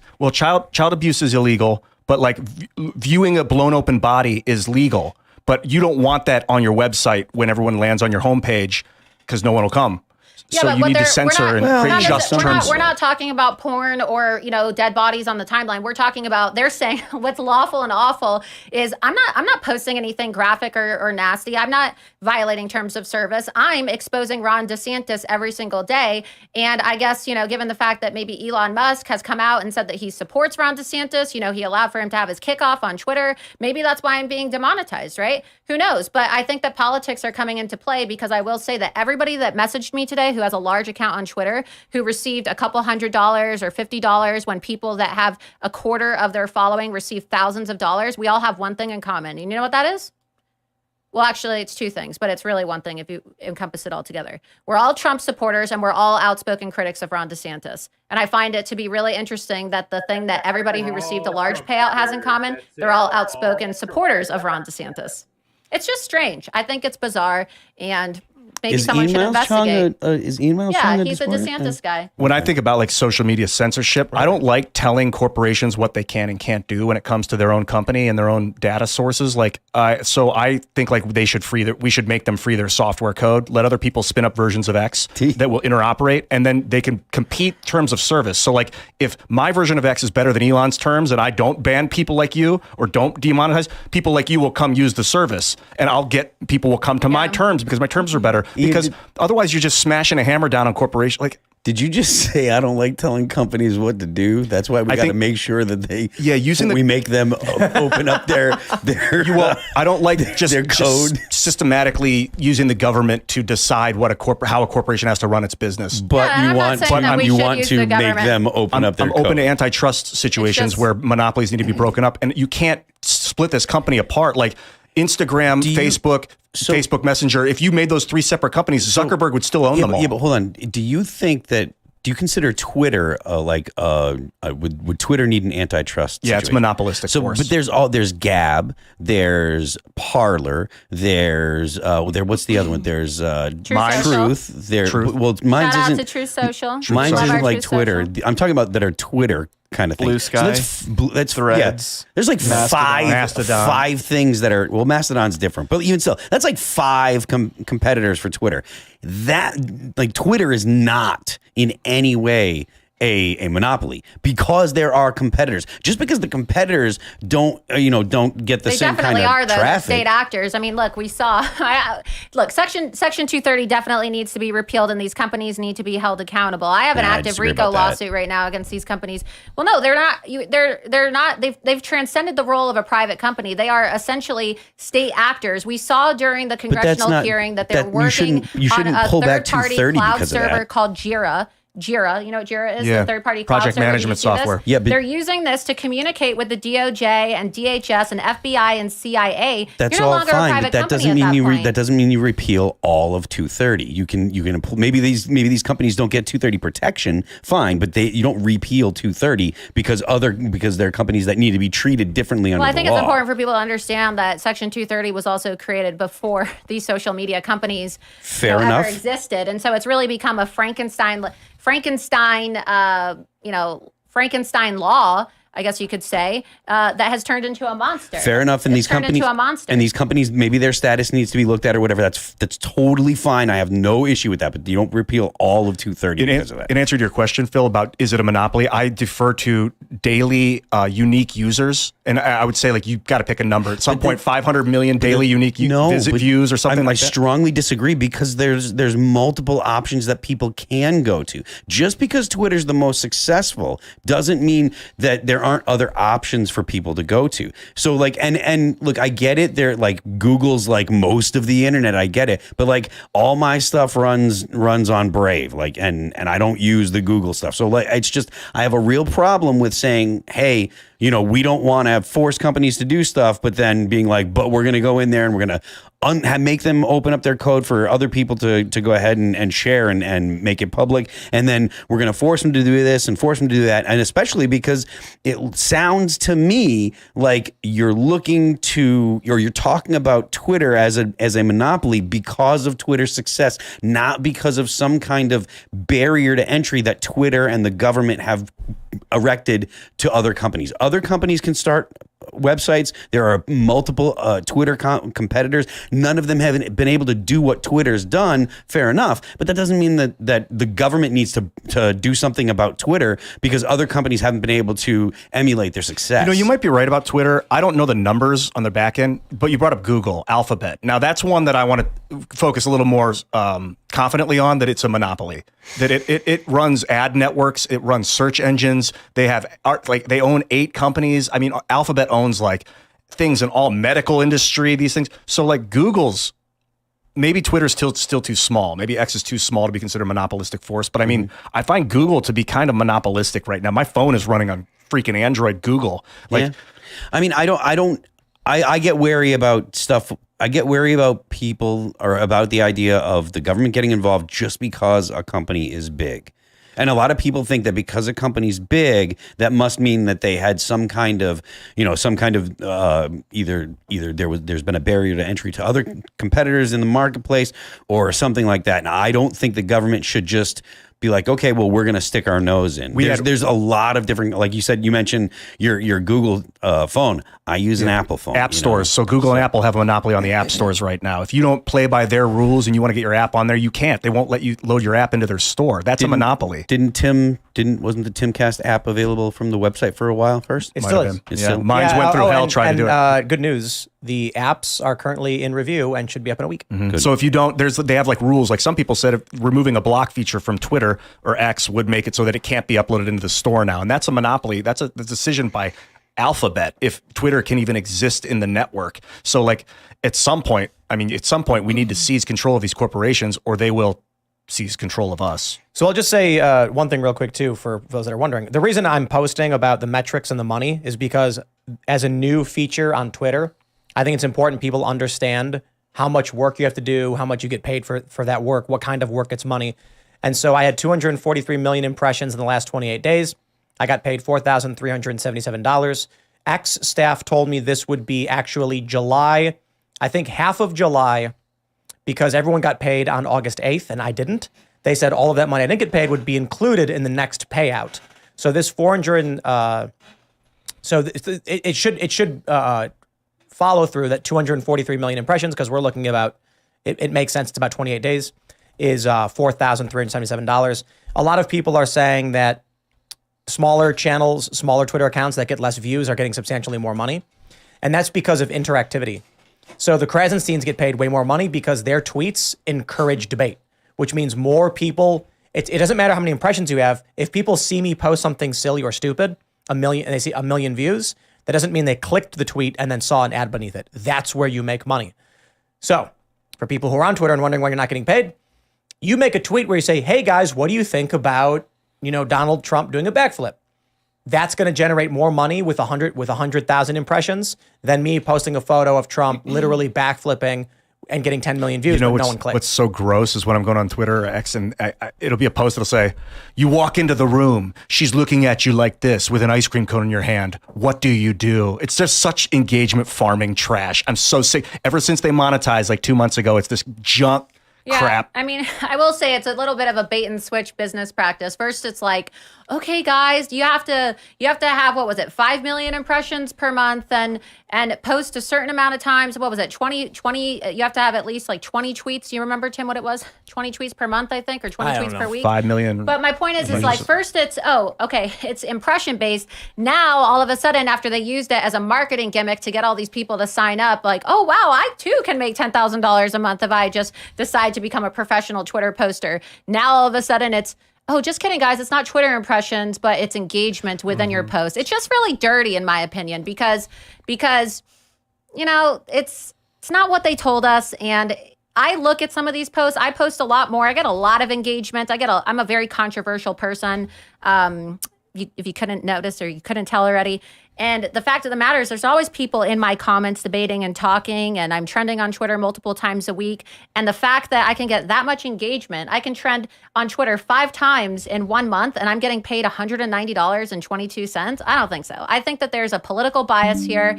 And I think that they need to provide more transparency with regards to how this algorithm is run and how their lawful but awful blacklist is being operated. We're going to go to Super Chats. If you haven't already, would you kindly smash that like button, subscribe to this channel, share the show with your friends, share it on Twitter. Here's what you do. Take the URL, go on X, Twitter, whatever you want to call it, post it, and then ask a question. Hey, this episode with Laura Loomer is really interesting. What did you think? And then you'll get paid by X, apparently. And you'll help the show. Not if you're a Trump supporter, though. Not if you actually have to put, hey, they're wrong about DeSantis. Do you agree? You also got to set up your Stripe account. You have to praise DeSantis, and then but if you're a Trump supporter and you tweet it, trust me, you're not going to get paid. You get less money. I think you need to be premium, meaning you need to be at $8 a month for Blue, and then you need to sign up your Stripe account and hook it all up before you even start to get paid. Yeah. Let's read. Noah Sanders says, first today, baby. Congratulations. Tim, don't forget the chicken auction. I hope to get an invitation. Also, since you don't have an after show on Friday nights, how about an after show for the Culture War podcast? Well, we are looking at ways to create a member premium thing for the Culture War. The reason we do it on Friday mornings is because that's the only time we have to do it. Friday nights, the plan has always been to do one of two things: live jam session after the show, which we used to do, and we were building this new space for that purpose, and it's just was supposed to be done 2 years ago. So Ian and I were talking. We may just actually clean up the former Culture War space for music performances and then just get that audio set up, because I don't know how long the new studio is going to take to get done. But the other thing we're planning is Poker with the Boys, which is the live stream poker show. We've been talking to a couple people about being the regulars and the hosts for the show and then getting regular players. The show is not a poker show. It is a table talk, goofing off show about a variety of issues while people play poker for fun. So if you're not a poker person, it's really just having comedians hang out with, people like, we'll have Alex Jones sitting down playing a game and everyone's kind of talking. The challenge we have with that is it's illegal to do everywhere and it's so stupid. So we got to figure that one out. But that's the plan for Friday nights. We'll see what happens. All right. Keaton Carpenter says, Tim, share the show with your friends. Tim never posts the link on his own Twitter. I do sometimes, and I did today. Sometimes I do, sometimes I don't. But typically rarely, and because we're doing the show, I'm not your buddy guy says, now is the time to circle the wagons around Trump. He must show these communists we will not tolerate this. A cabal should never be able to dictate who can or cannot be elected in any country. Agreed. All right. I'm Not Your Buddy Guy continues, says, I was deeply disappointed in Ben Shapiro in having a very short-term outlook on this, saying the indictments are the reason to drop Trump. If they can do it once, they'll do it again. That is a very, very short-term way of thinking, and it's I don't know, myopic.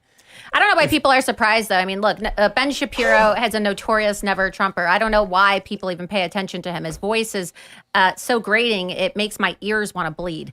And the thing about Ben Shapiro is that he's an original never Trumper. People need to remember in 2016, he fabricated allegations of assault with Michelle Fields when he was working at Breitbart against Corey Lewandowski, who was the campaign manager for Donald Trump. Okay. And then when the video came out, it showed that he actually didn't assault Michelle, and Ben had egg on his face, and he has continued to be aggressively anti-Trump. So I don't think people really should be taking him seriously on any of this. If anything, the indictments I make me lean more towards Trump. Because we can't allow this. Well, Ben Shapiro's also received over $110,000 in payments, as I posted on my Twitter the other day, from Ron DeSantis. If you look at the financial reports, they bought a newsletter thing, right? Is that what they did? Whatever they want to say, it's still a conflict of interest because he has a financial relationship, whether it's pre-existing or current. That's a conflict of interest that he should be disclosing, which he has never publicly disclosed to his audience. I could be wrong, but I think what it is, the DeSantis campaign bought like a newsletter advertising thing. They say that it was list rentals, but I don't know. Right, I've rented lists before, and you don't get checks that big. I mean, that's just. Well, I mean, the Daily Wire's got a big. I got a big list too. Yeah, I got a massive list. And I'll tell you right now, those aren't the type of payments that you get for list rentals. And a lot of times, I'm just saying that's the same exact thing. That's the same thing that the Babylon Bee said when they got called out for having their ties with Ron DeSantis. But regardless, he has a history. I think people just need to investigate, right? Like I do, and look into the backgrounds of these people, and you won't be so surprised if you really see their past comments. I like this one. K2 Water says, Tim, for the earlier segment today, rioters and looters are different races, but I would bet a majority of them vote Democrat. If civil war broke from riots, it would still be left wing versus right wing. Yeah. So the point that I was making, I did a segment. I record segments, extra bonus segments throughout the week, and then put the extra ones on Friday. Was that you get a lot of people who will post these riots, and it's a bunch of like black teenagers. And then I'm like, yeah, but come on, post the Antifa riots, all white people. And I'm like, my point is, like, it's not the racial component as K2 Water nails. It's a bunch of Democrats. Like, it's leftist Democrat voters that are doing this. It's not a bunch of conservatives going around smashing cars and looting Nordstrom. They're not voting Republican, because the Republicans are like, we will arrest these people. And the Democrats are like, we'll let them go. Gee, I wonder who they're voting for. Let's grab some more. Raymond G. Stanley Jr. says, Laura, I did an X poll from the Culture War about who won the debate. You won with 69%, with an astounding 26%. In second place was Loud Noises. So Bill got what, like 2 or 3? Yeah, respect to Bill for coming on the show, at the very least, because a lot of the DeSantis people just won't come on or can't come on. I saw about 40 minutes of it, and you guys all were making good points. I highly recommend checking it out. It was fun. It was very fun. Bill was a really good sport about being called he said that he was called an aging lesbian, or he looked like one. No, he said that Alex Brusowitz had called him, had said that he looked like an aging lesbian, and he was complaining and trying to say, oh, Trump supporters are so mean, all this victim stuff that the DeSantis people love doing and engaging in, as if they're not online attacking Trump supporters and saying, oh, Donald Trump should be in prison, and saying that. Alex Brusowitz took the clip of him just saying, I look like, and ran it. Michael Malice has already retweeted it. Leave it to Brusowitz. And then Bill, I got to give him credit. Afterwards, he started laughing. He says, I knew the moment I said it, they got me. And they were going to make that clip. And he laughed about it. So, respect to Bill for coming on. Because, look, I'll be honest. We even talked about it. A bunch of, when we reach out to the DeSantis people, like, guys, we want to have an honest conversation. They refuse to do it. And they are not allowed to do it. So. All right, let's go. The Bonus Holes, good name, says, instead of getting rid of the block button, Elon should make good on his promise to make Twitter free speech. Fair point. Free speech isn't free, though. We have a lot of rules in this country that allow us to speak freely. We have a good one for Laura here. Vivian Reed says, in the Culture War, Laura mentioned about the quid pro quo with Kenneth Griffin, but never got a chance to talk about it. Can you guys talk about it a little here? Yeah, so there was a report that came out yesterday, I believe it the day before yesterday, and I think it was originally, if I recall correctly, published in Bloomberg, and then it was recirculated by Yahoo as well, since they have a paywall at Bloomberg.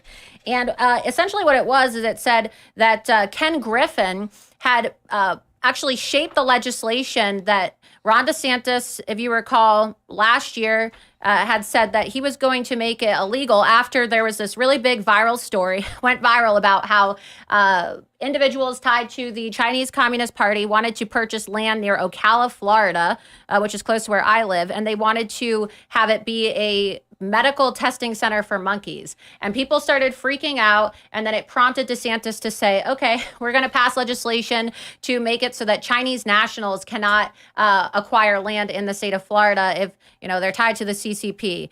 Well, ultimately, right, Ron DeSantis did this, and he used it as campaign fodder to say that he was protecting Floridians from foreign land grabs, right, since a lot of Chinese nationals are buying up a lot of America's farmland. But it was another example of him misrepresenting what he actually did. He had originally said he was going to make it all encompassing, right, of all the land. But then Ken Griffin, who, as I pointed out before, is the head of the Citadel hedge fund, which recently received an infusion of $1.5 billion from Sequoia, which is heavily compromised by the CCP. And additionally, right, the head of one of the global managing partners of Sequoia, a guy by the name of Doug Leone, just donated $2 million to Ron DeSantis's PAC. And so Ken Griffin, because he has so many financial interests and ties in China, and his net worth is now worth over $22 billion as a result of that infusion, which allowed him to participate in the stock and bonds market in China with the Chinese Communist Party, he went to DeSantis and had him change the language, right? And it was never disclosed to the public. So this is quid pro quo, because in return, Ron DeSantis received a donation of $5 million to his political committee from Ken Griffin. And that's going to now allow, right, Chinese nationals to acquire land. And what did Ken Griffin do? Well, right before Ron DeSantis filed to run for president, he moved himself and a lot of his employees to Miami, Florida. What did DeSantis change exactly language-wise? So now it's only land only near military bases, I believe, as opposed to all land. Yeah. Right on. Let's read some more. Where are we at? Kurtalingus says, if a state removes Trump from the ballot, can the people of that state still write his name in? 2, Seamus coffee spoons, the flavored ones that dissolve as you stir. Where'd my spoon go? That's a really good idea. Yes, if Trump's name is removed, you can write him in, of course. But the point is there's going to be a lot of voters who normally just vote Democrat, Republican, and they're going to be like, huh? And they're not going to be able to vote for anybody. It'd be funny to have a biodegradable spoon in every bag of Seamus coffee that disintegrates in your coffee. I wish we could do that. I don't think we can do that. It's a big game. That would be amazing. Cinnamon spoon or whatever. And like a cinnamon sugar cube. The color of the Irish flag, yeah. I mean, it would take a long time to figure out how to do something Cellulose, maybe? No. You could do a sugar thing, but it's just like to actually get it manufactured, packaged, attached to the bag, shipped out. Yep. We are nowhere near that that level. Maybe once the actual physical location is up, we can start doing specialty products.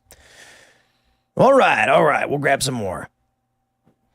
Anime Layer says, hi, Tim. I'm one of those uninitiated people you speak of, and I was just wondering if you get in contact with you directly. Let me know so I won't message again. I don't want to look like some crazy stalker. I don't believe you're uninitiated, and that's why I read your comment, because you know that I use the term uninitiated, and you are watching this show and reached out. My email, I have an email on the website, but I got to be completely honest. It's almost impossible to get in touch with me. I don't answer my phone anymore. Everything's screened. I don't own a computer. I don't own a phone, and it's impossible for me to have these devices. So there you go. Welcome to the club, guy. Sometimes I get 400 emails per day. I delete most of them instantly. I'll message Tim and maybe hear back from him the next day. Yeah. Maybe. I just see him at night. Yeah, if I'm here. Unless it's really important, then I'll text you. Like 400 plus emails by the time I wake up in the morning, and I'm just like, delete. And then my phone is just, it's insane. And there are people that are like, dude, I texted you. What's going on? I'm like, bro, I got 8,000 texts yesterday. That's how I feel. Yeah. It drives me crazy. I just can't. I can't answer it. You know? Yeah, and people just don't have boundaries, too, when you're a public figure, right? They just think that, oh, you're just going to drop your life and everything that's going on because I'm the most important thing in the world, right? I'm just speaking of the people that, of course, want to blow your phone up and annoy you all day. You know, the number one question I get asked is? What do you guys think? is the number one question people text me for. Is it okay if I message you? No. Can you retweet this? Close. Can I come on your show? Close. Can you shout me Because out? those are like number 3 and number 4. Can you shout The me same out thing as online? a shout out retweet, you're close. Any idea? Read this article? No? Oh, Really? They You want guys can't figure it they out? want their own cast brew flavor. No. Good one. All right, nobody can get it? No. What do you look like without your hat on? That's a good one, and I still want to know. The no, I number, know. the I mean, number I don't know, one I'm just question trying to I be get creative. asked What? by anybody who's for some reason acquired my phone number has to do with another show.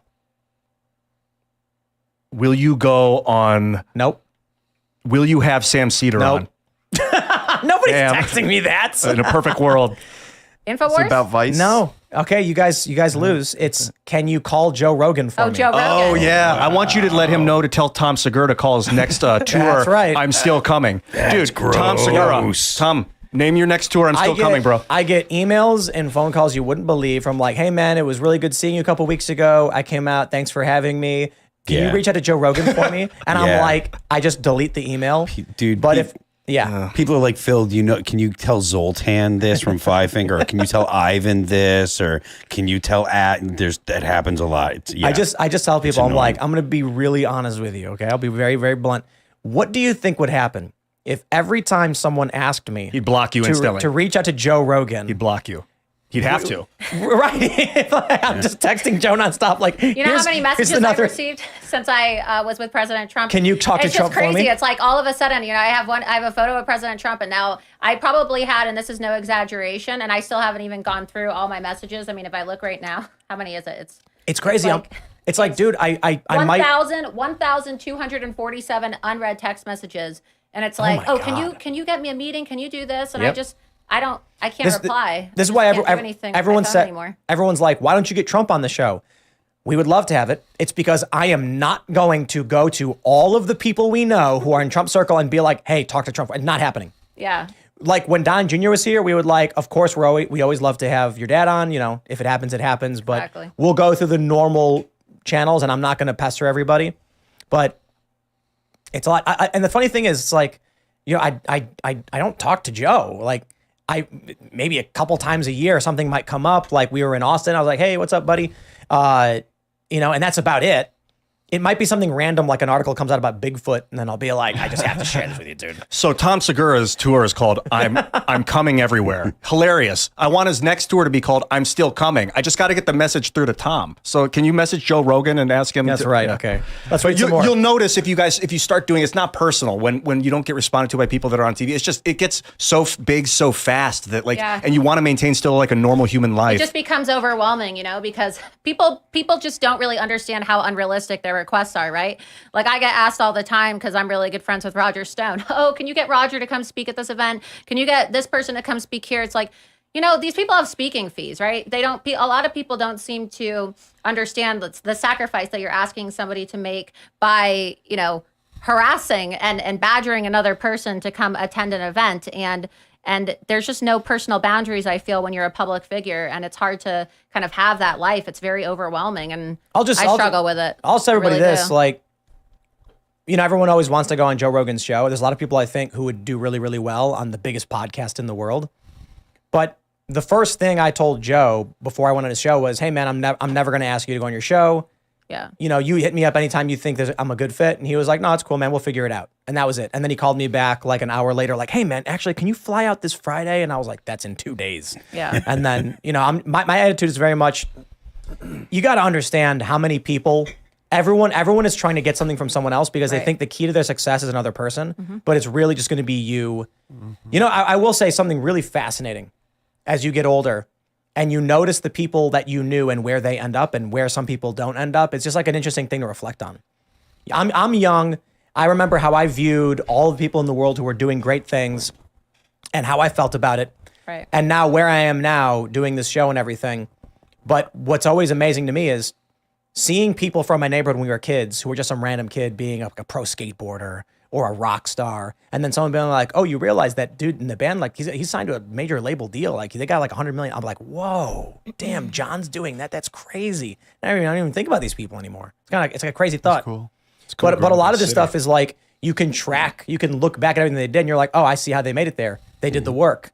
Some people get lucky, don't get me wrong. Yeah, like getting your big break, people seeking that big break where you get put in the spotlight and 100 million people see you. It's up to you to make something of that big break. Rogan did that to me. You know what I mean? I had 300,000 subscribers when Joe asked me to come on his show. And then I jumped up to like 600.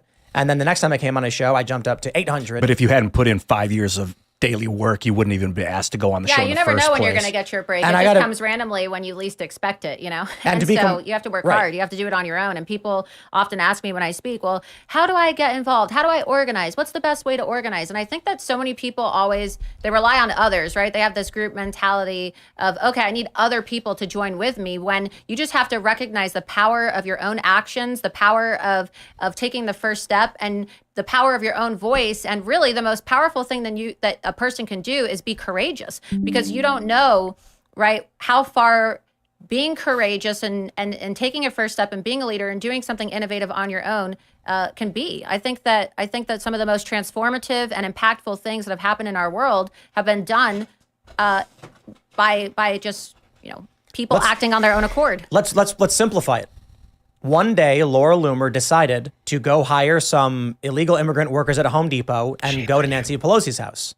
There's no barrier for entry for that. There's no gatekeeper. There's no industry. Right. Literally, Laura, this is why I say when you handcuffed yourself to Twitter's door. By myself. No one went with me. You have done things that have generated more press than billion-dollar PR firms could ever wish for. Yeah. One of the reasons why they ban you. But it was funny because when they banned you from Twitter, and then the next thing we know, all these journalists are like, Laura Loomer has handcuffed herself to the door of Twitter. You were the top trend in the world on Twitter, on a platform that just tried to remove you.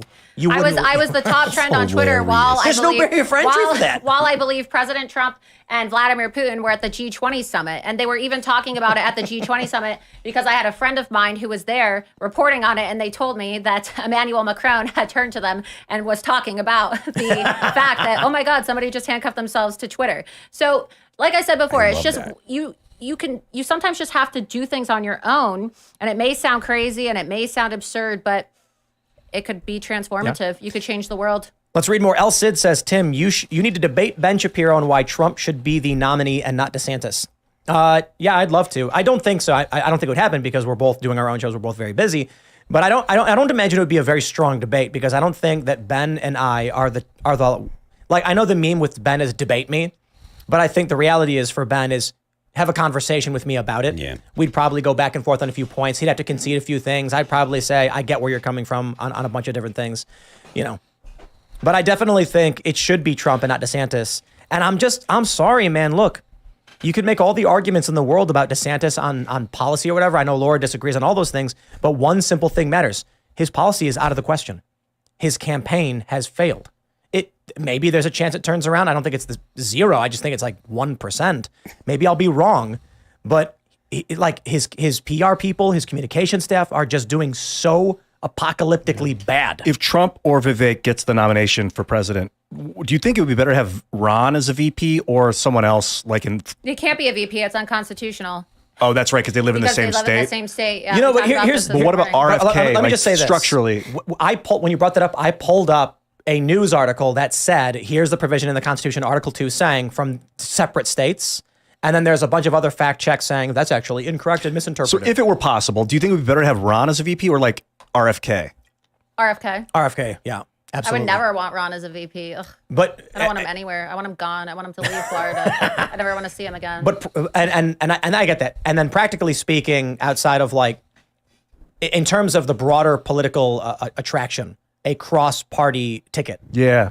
20% of Democrat voters like RFK. And a lot of people like Vivek too, liberals. Right. But like a Trump-Kennedy ticket, I think captures a lot of, even a small portion of Democrat votes. That's a unity ticket. You said you like unity? There you go. And I want to give credit to the person that was first to propose that idea. It's Roger Stone. So Roger Stone was the first person to put that into the public sphere about a possible Trump-Kennedy ticket. I've yet to interview Roger Stone. He'd be interesting to interview. Yeah, I know he wants to come on. You guys should have Roger Stone on. Yeah. I think Culture War is probably better. A longer conversation about everything. Or actually, I mean... Like a Friday where he does both, maybe? I've never talked to him before, but I hear a lot about it. Maybe we'll figure that one out. Yeah, you have to have him on. Yeah, absolutely. He's an icon. Tim, Adrian Curry's tweeting at you and I. She says that she wants you to reach out to Joe Rogan for her. And she asked me to tell you, Ian, that she says, can you tell Ian that he rolls too many ones? Don't shoot the messenger. I'm just saying. Thanks for relaying the other. Actually, Adrian, can you tell Michael Malice that I've been thinking about him? Let him know. To be honest, though, I mean, I'll roll a 20 for you, Adrian Curry could probably should probably go on Joe's show. Should be great. I know, She'd be absolutely She's wonderful. hilarious. Here we go. Amos Moses says, when are you going to have Texas congressional candidate Brandon Herrera, a.k.a. AK Jesus, on? He is coming on. And I love how people are saying, let's go, Brandon. He's already got shirts. Let's go, Brandon. Bunker Branding, Demolition, Matt from Demolition Nation or whatever. He made shirts for him already. You can get him at Matt's website. All right. You know, before we close the show, I'd like to ask you about your book a little bit. I don't want to override Super Chats, but I do want to know what's in that. Oh, yeah. So my book, I don't know if people can see it all there, if I should grab it, but it's called Loomer. Do you want me to grab it? Or they can see it. Yeah, You can see it when you're monitoring. But yeah, so it's an autobiography, but it's also a historical really documentation of how we got to this point in this country with the cancel culture and the deplatforming movement. From my perspective, as a canary in the coal mine, I was one of the first people to really be deplatformed and digitally exterminated everywhere until I got my Twitter account back in December. And the book is called Loomered, How I Became the Most Banned Woman in the World. And I want to remind people that, yeah, I'm on Twitter, but I'm still banned everywhere else. I'm still banned on PayPal, GoFundMe, Venmo, Cash App, Instagram. I don't think most normies, I don't think realize exactly how much crap Laura's had to go I didn't through. know, to be honest. Like your average person how doesn't much I've done know. too, right? Well, I mean, because people just say, "Oh, that they read my Wikipedia page, which reads like a serial killer's." Actually, there are serial killers that have better Wikipedia pages than me. but the stuff that you've done is all kind of hilarious and awesome. But it's been impactful. It's actually changed. Oh, yeah. It's actually changed the political course of our country. I mean, people don't know that my undercover investigative work in the Clinton campaign was utilized during the debates and actually helped facilitate President Trump getting elected. Or that you were an OG Veritas reporter. That's what I'm saying. When I was undercover at Veritas, and the stuff that I did with Pelosi and the stuff that I did, of course, with Twitter, they don't know about the lawsuits I filed because I've been, like I said, silenced for the last several years. A lot of people don't even know that I ran for Congress because my campaign was the only campaign in the nation denied access to creating social media. So we talked about, people have asked, we got to go quick because we're over, but what is the key to success? And we often talk about, they did a study and they found perseverance, that unwilling to give up. And I just want to Remain steadfast. All you did was took a cheap little pair of handcuffs. It was handcuffs, right? It was handcuffs, Yeah. but it wasn't just a pair. I knew that they were going to try to cut the bolt. So you did more than So one. I had my handcuffs have a metal bar welded over it so that they couldn't cut it. And There you so go. then I also threw the key down the drain right on the sidewalk so that they wouldn't be able to use the key. So they had to actually chop it off with that, that jaw. What do they call it? Jaws of life? The jaws of They life. had to use jaws of life, Bolt yes. cutters. There's no barrier to entry to that kind of nonviolent civil disobedience in protest, which generates worldly attention. Yeah, well, that's why I tell people, and I've been saying it for years, and this has been my motto for at least 7 years now, civil disobedience is the way forward. Okay? You don't have to be violent, but civil disobedience and acts of revolt against authority, peaceful, okay, creative, artistic, public, like I've done, is the way forward because it's provocative and it makes people think. Yes.